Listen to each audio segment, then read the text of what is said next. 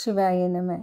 ಪ್ರತಿ ಗುರುವಾರ ತಾವು 2 ದೀಪ ಹಚ್ಚಿ ಪ್ರಾರ್ಥನೆಯನ್ನು ಮಾಡ್ತಾ ಬಂದರೆ ಗುರು ದರ್ಶನ ಸಿಗುತ್ತೆ. ಗುರು ದರ್ಶನ ಇದ್ದರೆ ಮಾತ್ರ ದೇವ್ರ ದರ್ಶನ ಸಿಗೋದು. ಆದ್ದರಿಂದ ಗುರುಗೆ ತಾವು ಎಷ್ಟು ಪೂಜೆ ಮಾಡ್ತೀರೋ ಗುರು ನಿಮಗೆ ಒಳ್ಳೆ ದಾರಿ ತೋರಿಸ್ತಾರೆ.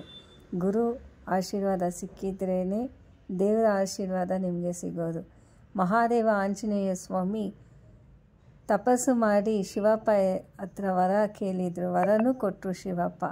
ಆದರೆ ಆ ಮಂತ್ರ ಶಕ್ತಿ ಅವರಿಗೆ ಉಪಯೋಗ ಆಗಿಲ್ಲ. ಆಗ ತಿರ್ಗಾ ಶಿವಪ್ಪ ಹತ್ರ ಹೋಗಿ ಕೇಳಿದ್ದಕ್ಕೆ ಶಿವಪ್ಪ ಹೇಳಿದರು, ಭೂಲೋಕದಲ್ಲಿ ಯಾರಾದರೂ ಒಂದು ಋಷಿ ಹತ್ರ ಹೋಗಿ ನೀನು ದೀಕ್ಷೆ ತಕ್ಕೊಂಡು ಬಾ ಅಂತ. ಆಗ ದೀಕ್ಷೆ ತಕ್ಕೊಂಡ ಮೇಲೆ ಆ ಮಂತ್ರ ಶಕ್ತಿ ಅವರಿಗೆ ಬಂದು ಚಕ್ರ ವೈಭೋಗ ಶಕ್ತಿ ಸಿಕ್ತು. ಅದರಿಂದ ದೇವರಿಗೆ ಅಷ್ಟೊಂದು ಇರುವಾಗ ನಾವು ಮನುಷ್ಯರು ಖಂಡಿತ ಗುರು ಆಶೀರ್ವಾದ ಬೇಕೇ ಬೇಕು.